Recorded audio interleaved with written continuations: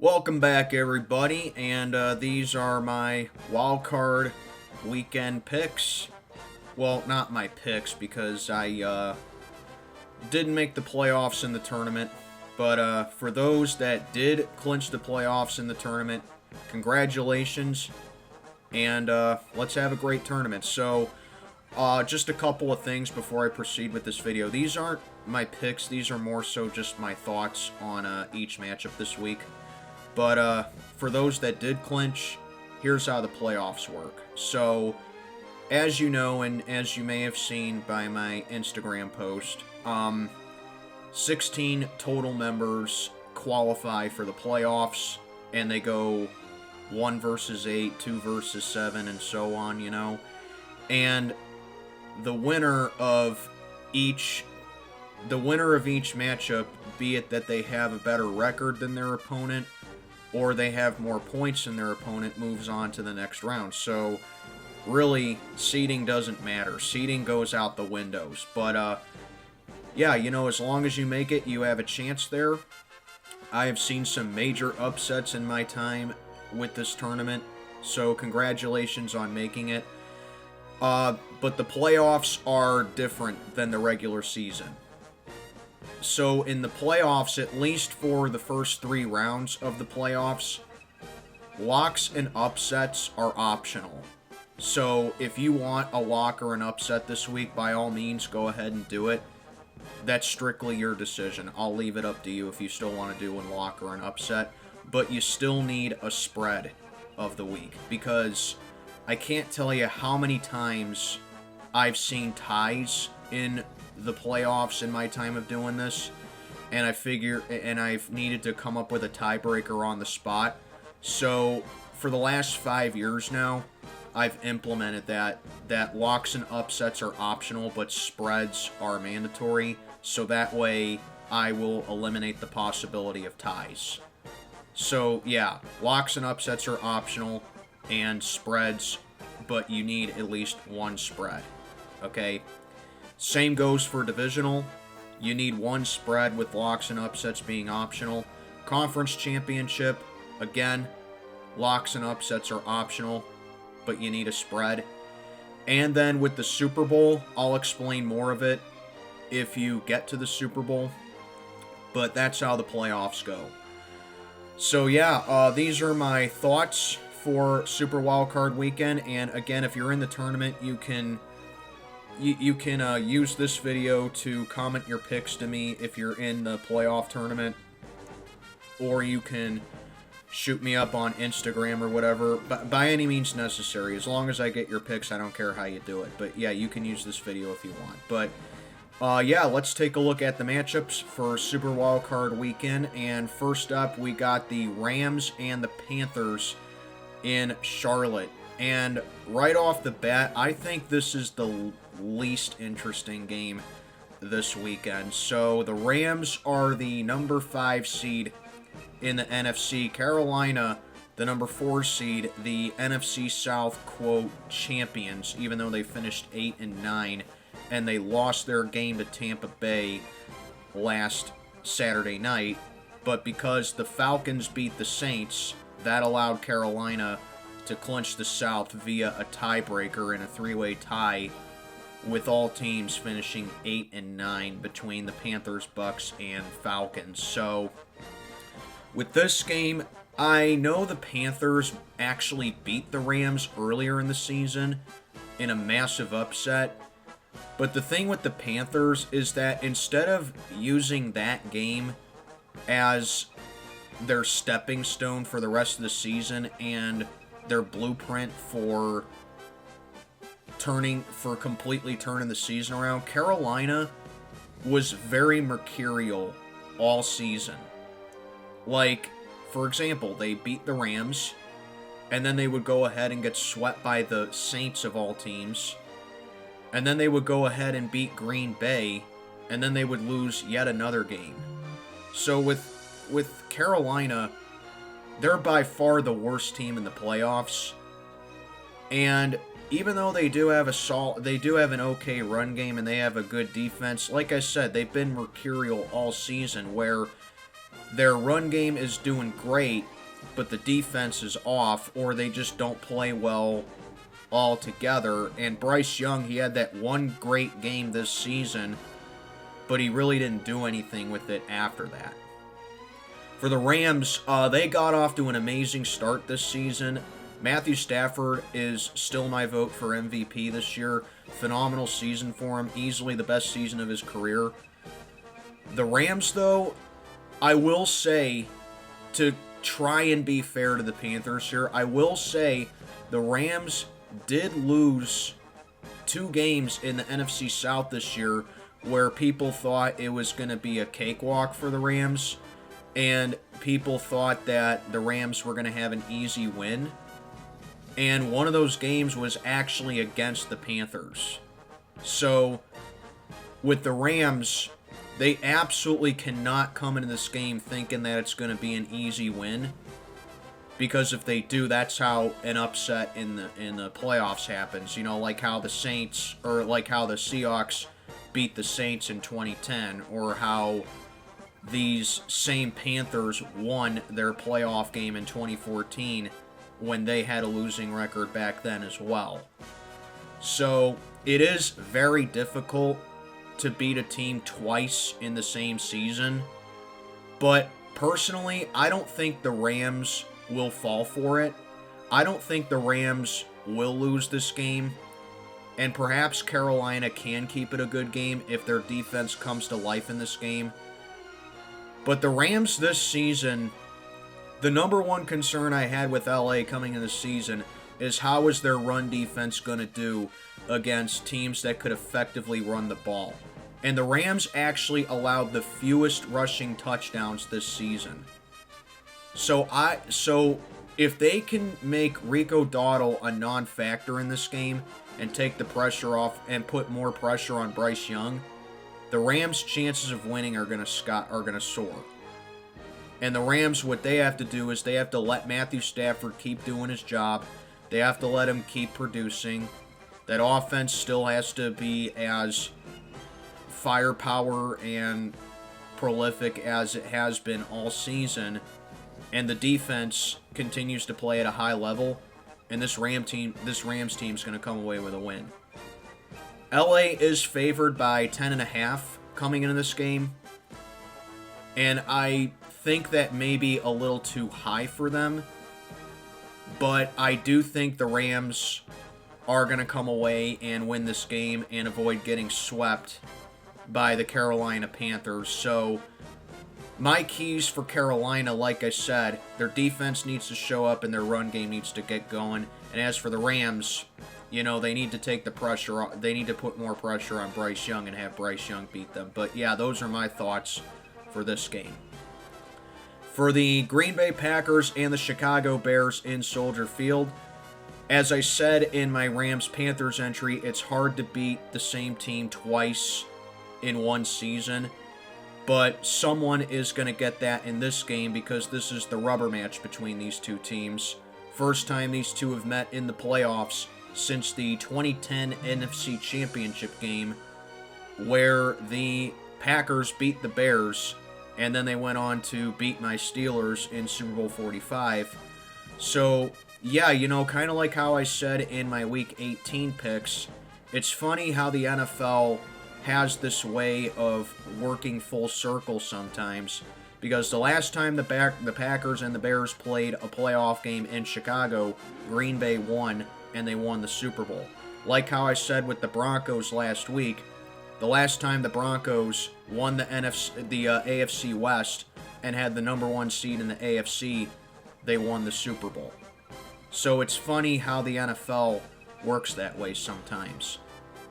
So Green Bay is the 7th seed coming into this game, but they're on a very ice-cold streak, having lost their last 4 games of the regular season. As a matter of fact, I believe their last win was against the Chicago Bears in Lambeau Field on December 7th. So the Packers are coming up, so it's been a month since Green Bay has won a game. Now, I know the Packers have been injured in recent weeks, the biggest ones being the Micah Parsons injury with his ACL tear that took him out for the rest of the season, and Jordan Love suffering a concussion against the Bears in their Week 16 game. So I know Green Bay has been injured, and Clayton Tune has looked awful, to say the least. But I believe Jordan Love is coming back to this game for Green Bay.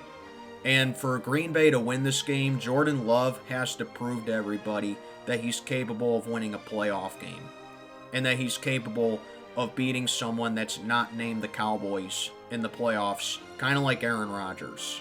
You know, the difference is Aaron Rodgers has actually won playoff games against teams that were not the Cowboys. But Jordan Love, his only playoff win was against the Cowboys 2 years ago. Okay? So that's my thing. Jordan Love has to silence the haters. Jordan Love has to silence the critics. Matt LaFleur has to show that he's not a bad big game head coach, which is kind of the label that he's been getting, I would say, ever since Rodgers' MVP season in 2021. So that's my thing with Green Bay. Offensively, they definitely have talent to go toe-to-toe with the Bears, because the Packers lost that game in very 2014 NFC Championship fashion, where they had a double-digit lead, then they botch an onside kick, allow the Bears to tie the game, then the game goes to overtime, Green Bay turns the ball over, and then the Bears win on an amazing touchdown pass by Caleb Williams, eerily similar to Russell Wilson's walk-off touchdown pass on him in that 2014 NFC Championship game. The only difference in that game is that the Packers never had an opportunity to possess the ball in overtime, whereas they had an opportunity in that Bears game and they turned it over. So, Green Bay lost that game very inexcusably. And I felt like while it was a great win for the Chicago Bears, they let that one get away from them. As for the Bears, though, that is a testament to how the Bears have been all season. All they've been doing this year is that they've been finding ways to win. They've been coming back and finding ways to win. They've been a resilient team all year. Their offense has been amazing all year, and Ben Johnson has a really good chance of taking home Coach of the Year. And I think Ben Johnson, with him making Caleb Williams into the superstar that everybody has anticipated him to be, it just goes to show you that the Bears really do have a bright future with Ben Johnson and Caleb Williams in Chicago. That said, the Bears defense has been a letdown this year when we thought the Bears defense was going to be a strength for them. But when the Bears are able to put points up on the board and they finally have an offense to fall back on, the Bears are able to overcome it. And that's why they're the second seed in the NFC. And if they did like one more thing differently against the 49ers in Week 18 against Detroit, they could have been playing for the number one seed in the NFC. But still, it was an amazing season nonetheless for the Chicago Bears. So, for both these teams in this game, Green Bay, they can't be mistake-prone, and they can't make the same mistakes that they made against the Bears in Week 16. Plain and simple. But Jordan Love also has to show everybody that he's capable of winning a big game. For the Bears, they can't keep relying on coming back from deficits all season, because if they get in a deficit this time against Green Bay, they are far from guaranteed to come back and win that game.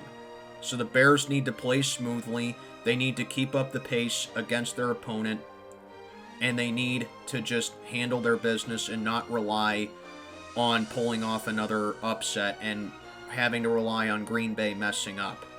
So both these teams really need to play mistake-free football, and the better defense has to show that they can come through and make a clutch stop.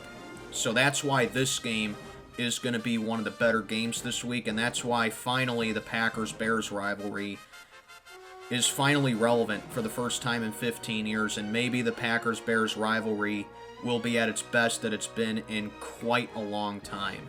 And this is going to be a really good game. I'm possibly going to be streaming this game too. I hope to do that at least if I have time on the weekend, so I hope to be streaming this game too.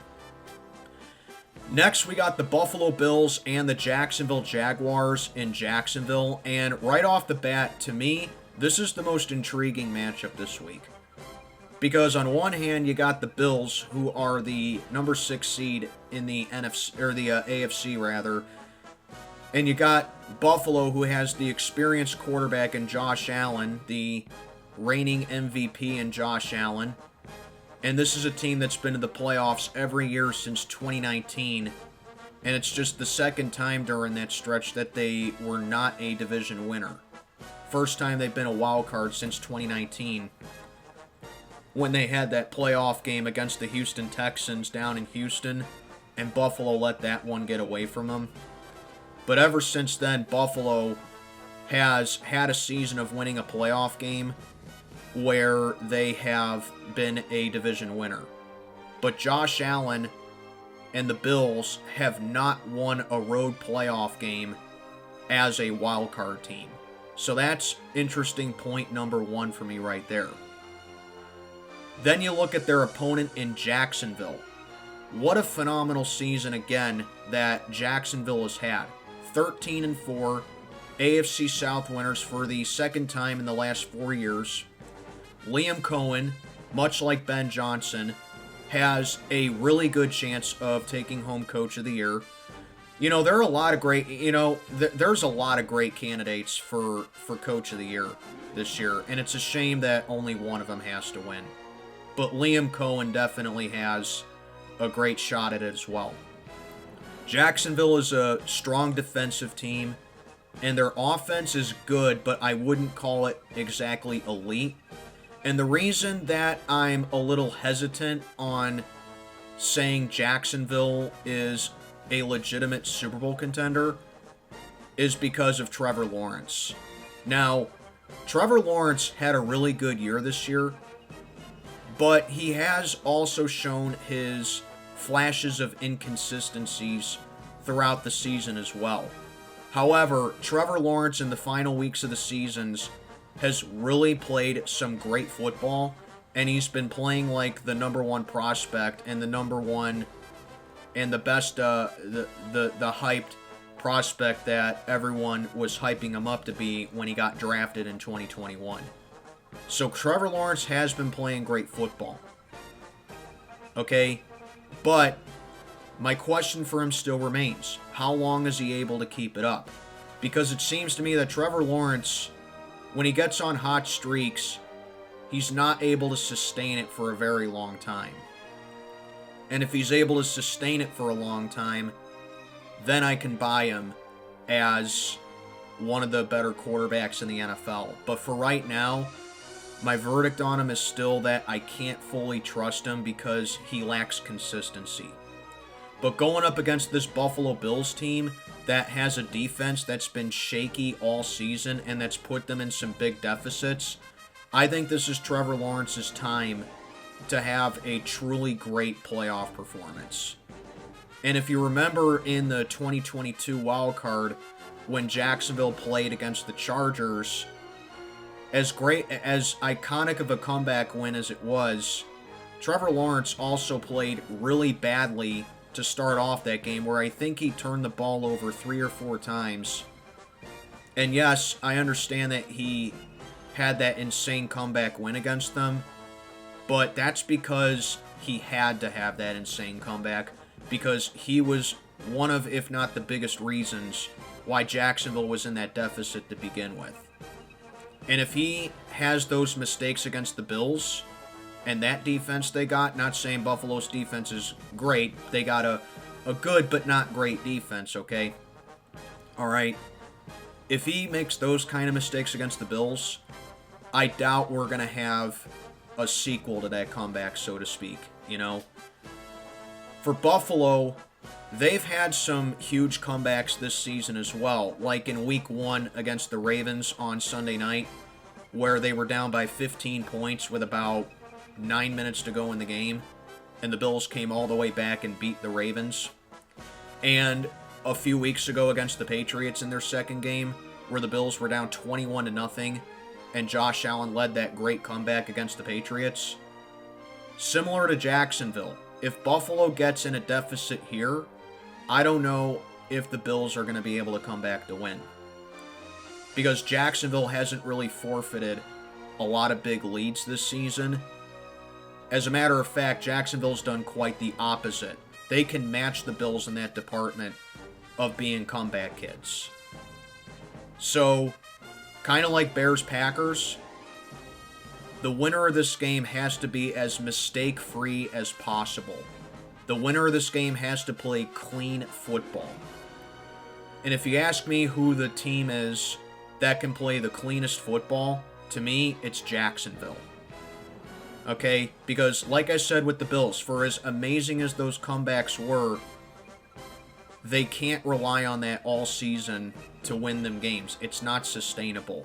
Also, Josh Allen this season has had moments where he's been sloppy with the football and he was turning the ball over sometimes. You know, like around the mid-season point where he was throwing, I think, 4 interceptions in 3 games or something like that. But you have to know, I mean, Trevor Lawrence is going up against the reigning MVP here, so you have to figure with me saying that Trevor Lawrence is inconsistent, whereas Josh Allen may have just had an inconsistent season, you have to know it comes down to which team that I think can play the cleanest football. And right now, I think it's Jacksonville. But like I said for the Bills as well, they come into this game with a huge chip on their shoulder because pretty much all season now, well, maybe not all season, but I would say since around like week 9 or 10, I've been saying this for the Bills. There's no excuse for Josh Allen now. Because this is the first time in his career he does not have to go up against the Chiefs and Mahomes in the playoffs. He doesn't have to go up against the Ravens with Lamar Jackson in the playoffs. Even though Josh Allen is 2-0 against Lamar Jackson in the playoffs, I feel like it's only a matter of time before Lamar gets one on him. And he doesn't have to go up against Joe Burrow in the playoffs.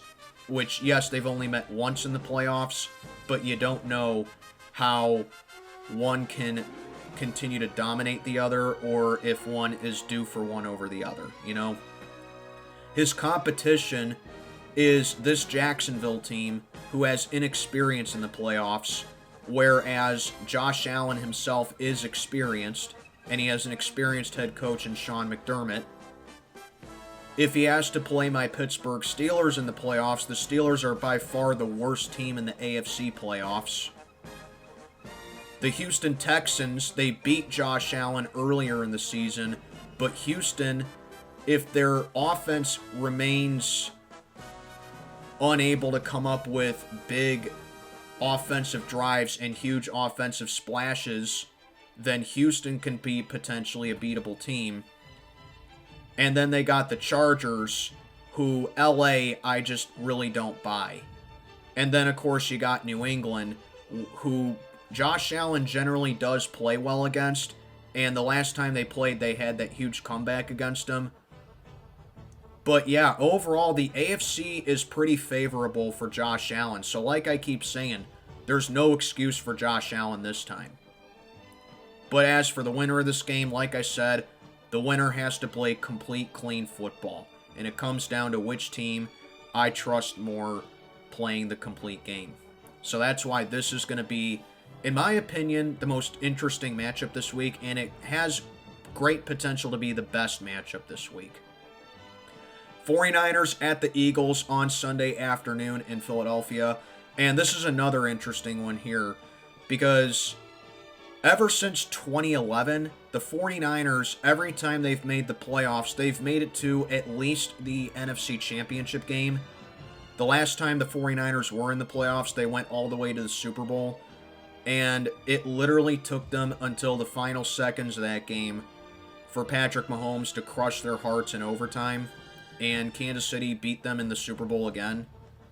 But the 49ers, with Kyle Shanahan and Brock Purdy and George Kittle and a healthy CMC being the heartbeat for that San Francisco offense, they've been there before, and they have what it takes to make a deep playoff run. Despite all the injuries San Francisco has had this season, though, they really need to have that offense really come through here. Because defensively, San Francisco's been getting beat a lot this year, and the 49ers are coming off of a really rough night at home against the Seahawks in Week 18, where Seattle's relentless defense just punished the 49ers all night. San Francisco really could not get anything going against that Seahawks defense. And it doesn't get any easier because the 49ers are flying out to Philly, across the country to Philadelphia, to face another really tough defensive team in the Eagles. There was a point this season, about a month and a half or so ago, when the Eagles' defense was among the best in the NFL. They were shutting opponents down, they were limiting opponents, they were keeping them off the scoreboard, and at times even keeping them out of the end zone. And I feel like, once again, San Francisco's offense, for as great as it's been this season, it's going to be really tested here in a hostile environment in Philadelphia against that tough Eagles defense right there. But for Philadelphia, for as good of a season they had, the number 3 seed in the NFC, back-to-back NFC East winners for the first time since they did it back from, I believe, 2001 to 2004. The Eagles have looked a little flat as well at times this season, especially with offensive play calling, and I know a lot of Eagle fans hate Kevin Patullo as their play caller, but there have been times where the Eagles have looked flat offensively. And for a while, for like the first third of the season, I chopped it down to, well, it's early in the season, the Eagles may be a little tipsy from the Super Bowl that they had. It's hard to repeat as champions because now teams have more film on them. I think the Eagles will figure it out and they'll be fine. And I was kind of true with that, but there were other times where Philly looked flat on offense down the final phases of the season as well, and that's when I realized that it's not just, well, teams have more film on the Eagles and teams know how Jalen Hurts and Saquon Barkley and A.J. Brown go, but it's more so that Kevin Patullo may be more at fault for the Eagles' inconsistencies on offense. And the Eagles, they do kind of come into this game a little flat on offense because they had a pretty lazy day, I would say, against Washington in Week 18. And I know that weeks before when they played Washington, they really took advantage right there. And then in their Week 17 game, the Eagles just kind of coasted again. So I don't know. So really, when it comes to offense, I think I trust San Francisco a bit more. But defensively, I trust Philadelphia a bit more. And I think that's the thing that makes me decide this game. Which defense can I trust to make a stop on the offense? And I think at this point, it's Philly, because they're punishing and physical more up front. And where, like with San Francisco, they've been missing Fred Warner and Nick Bosa this season. Both have missed large chunks of the season that took them out for the rest of the season. But when the 49ers defense is fully healthy, their defense is among one of the best in the game. Again, I'm not using that as an excuse, but the 49ers are here because of their offense. So I think for Philly to win this game, they got to take advantage of that 49ers defense. And for San Francisco to win, they got to find the holes in Philly's offense and let Brock Purdy play at his level. And similar to the Buffalo Bills, I don't see an excuse for Kyle Shanahan this year either. Okay? Because you can't use the injury excuse for him. It's impressive that he's here at 12-5 and the number 6 seed in the NFC when everyone wrote San Francisco off for dead at times this season. And Kyle Shanahan, like Liam Cohen and Ben Johnson, great chance of winning Coach of the Year, all right? But you can't really use the injuries here now because they made it here.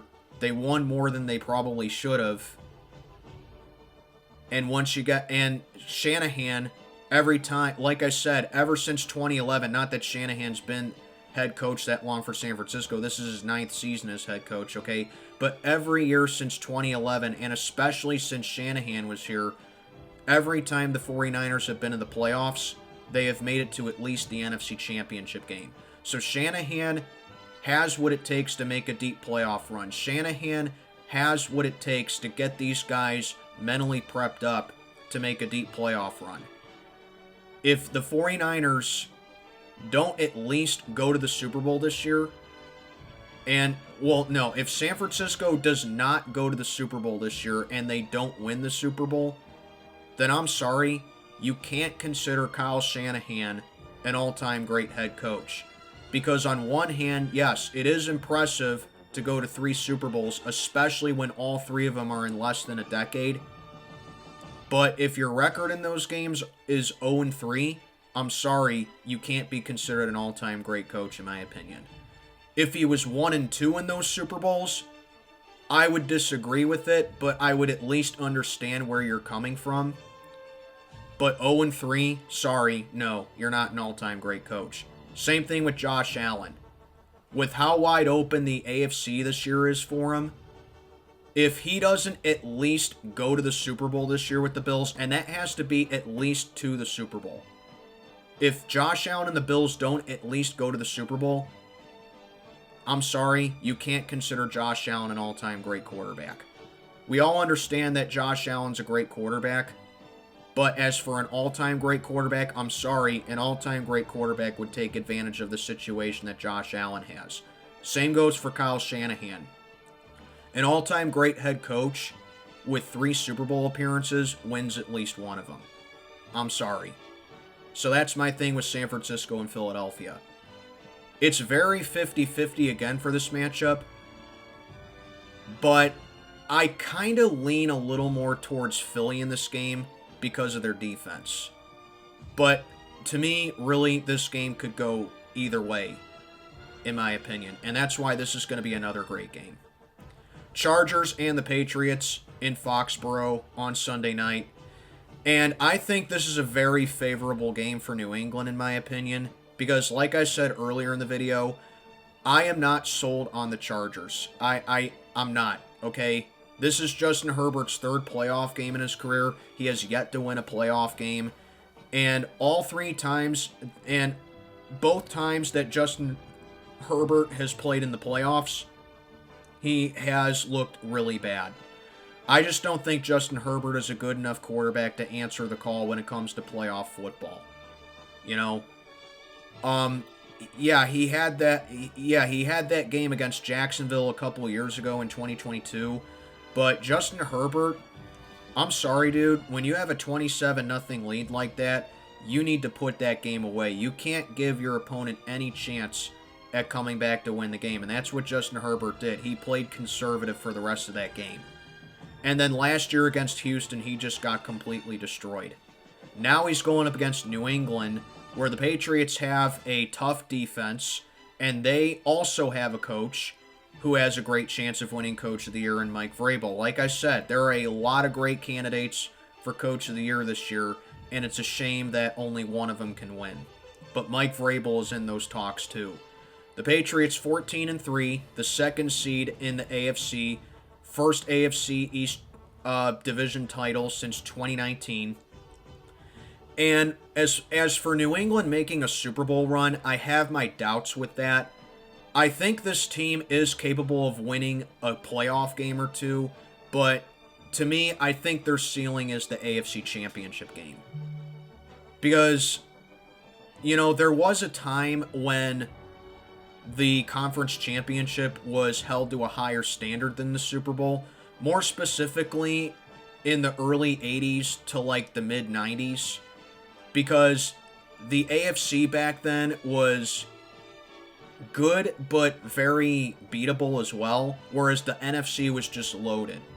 And that's why when the NFC Championship game happened, many people considered that the Super Bowl because they knew that the winner of the NFC Championship game was going to win the Super Bowl. And the same can be said with the AFC Championship game, too. It was a matchup of two very good teams in the AFC Championship. So the conference championships were kind of seen as two Super Bowls for the price of one because they knew that the winner in the NFC was going to win the Super Bowl. But now in the AFC, we would have to see Drake May in the AFC Championship game, and when the stakes are too high for a second-year player like that who is now in his first playoff run stint, the stakes may be too high for him, and oftentimes we see the heat get to him. But I think New England has a pretty favorable game here because the Patriots, the way that they've been playing all year, is that they've punched their opponents in the mouth early on. They have gotten off to fast starts, and then when they got a comfortable enough lead, they took their foot off the pedal a bit and coasted to a victory, while the defense was there limiting the opponent. And against this Charger team, if they can make Justin Herbert make mistakes, and they can make LA be a predictable offense and have Justin Herbert win the game, New England's chances of winning are going to be very good, and they're going to be very high. With the Chargers, I think they really need to get a run game going here, and they can't be too predictable on offense. But again, I think this game really favors New England here, in my personal opinion. I just don't know how the Chargers can walk away with this one. And then wrapping up Wildcard Weekend, we got my matchup, the Texans at the Steelers on Monday Night Football. You know, honestly, this is another game that could go either way, because the Texans, every time they've made the playoffs up until this season, they have always been a division winner. So this is the first time that the Texans will ever open Wildcard Weekend on the road. And they got a hell of a test going up against the Pittsburgh Steelers, who not only have not lost an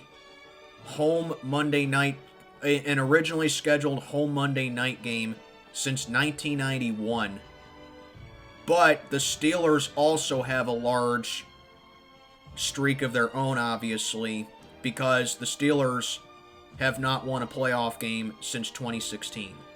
So the way this seems here, the Steelers' two biggest streaks of their franchise's history are going to be put to the test here, and only one of them is going to continue. Does the home playoff winning streak does the home winning streak on Monday Night Football continue, or does the Steelers' playoff win drought continue? Okay, but that's the thing as a Steelers fan that really concerns me for this game, and it's why it knocks me down confidence points too. Because the last time the Steelers had a home playoff game was the 2020 wild card against the Cleveland Browns, and history heavily favored the Steelers in that game too. Going into that game, the Steelers faced the Cleveland Browns in Pittsburgh, and at that time, the Steelers had not lost to the Browns in Cleveland since 2003, and the Browns hadn't won a playoff game since 1994. Very similar with this game. The Texans have never won a road playoff game. They have not beaten the Steelers in Pittsburgh since 2002 in Houston's inaugural season as a franchise. And the Steelers, as I keep saying, have not lost at home on an originally scheduled Monday night game since 1991. If you want to say that the Steelers lost a home Monday night game in 2020, by all means, go ahead. But I say originally scheduled home Monday night games because that game that the Steelers lost at home on Monday night in 2020 against Washington, that was supposed to be a Sunday afternoon game, but it got pushed to a Monday game because of COVID outbreaks. That's why I say originally scheduled home Monday night games. Okay? But if you want to count that, go ahead. That's just my take on it, though.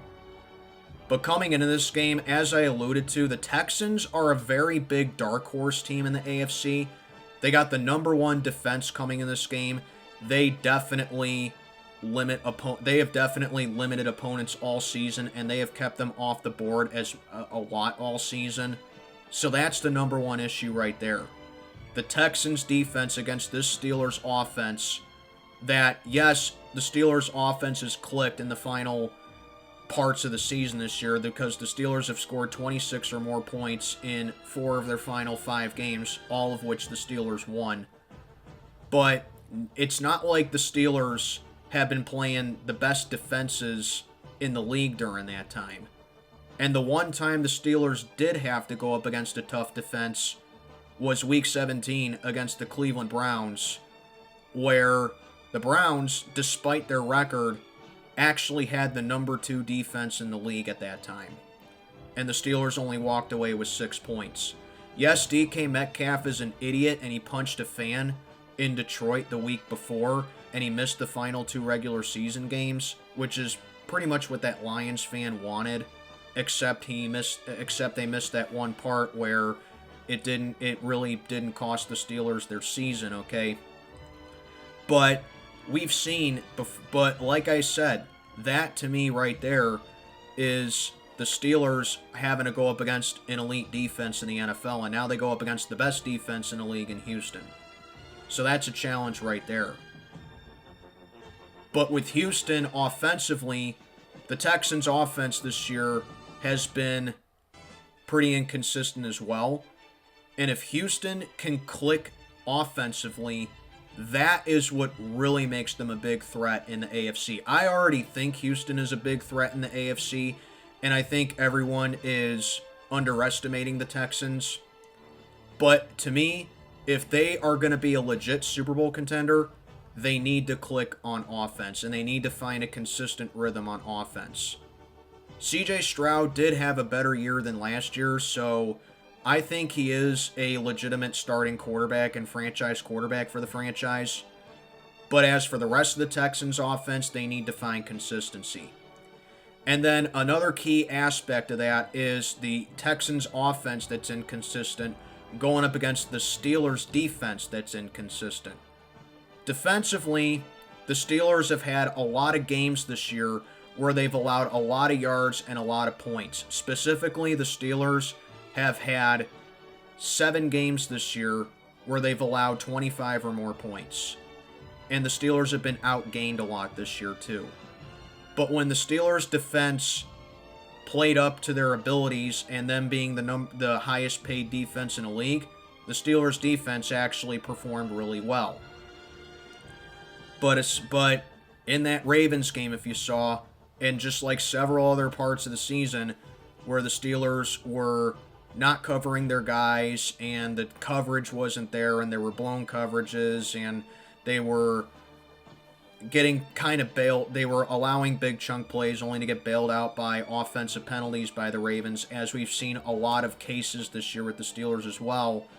They can't rely on that, to put it lightly.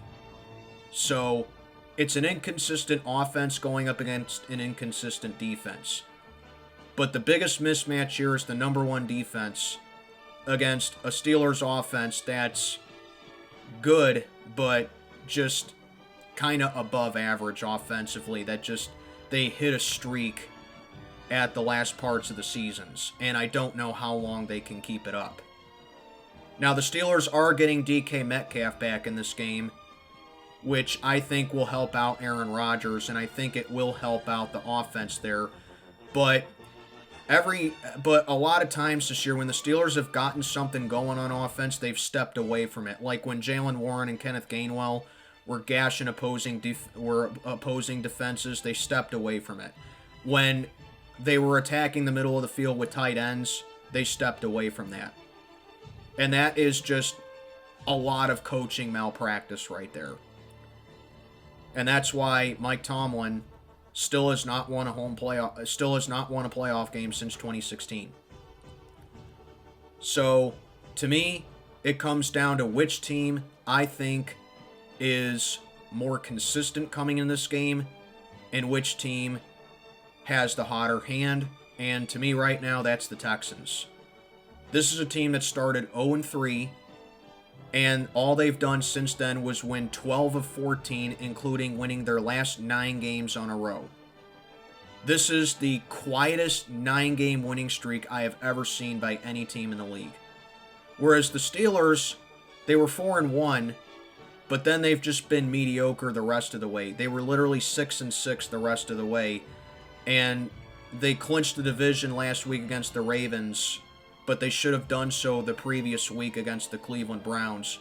Whereas, aside from that Browns game, if there's one game the Steelers lost that they should have won that would have clinched the division 1 week earlier, I would say it was the first Bengals game where they let that one get away from them. But as it is, the Steelers are the number 4 seed, the Texans are the number 5 seed, and I think this game could either be better than what people think, or it's going to be completely one-sided. Me, I think it's going to be kind of somewhere in the middle. I think it's going to be dominated at some points, but then another team is going to try and make the score more respectable than it actually was. So I think it's going to be kind of like a combination of the both. But I lean a little more towards Houston in this game because of the defense, and because I just simply can't trust the Steelers to win a playoff game. I'm literally at the point as a fan to where, for me to have any inkling of faith in the Steelers, they need to be able to show me that they can win a playoff game. And for me to tolerate, okay, not to say that I'd like it, but for me to tolerate Mike Tomlin coming back, he has to win a Super Bowl with the Steelers again, okay? What's the narrative that Tomlin always gets? He won a Super Bowl with Bill Cowher's players and made it to another one 2 years later with half of Cowher's players. And that's why I say, for me to tolerate Tomlin coming back, he has to show me he can win a Super Bowl with no Cowher affiliations at all. I wouldn't agree with it, but I would tolerate it. And for me to have any inkling of faith with the Steelers, they have to show me they can at least win a playoff game. That's where I'm at as a fan. And I just think that this game against Houston has potential to be a really ugly matchup for the Steelers. But those are my thoughts on a Super Wildcard weekend. And let me know what you think down in the comments below. Tourney members, you know the drill. And I will see you in the next one.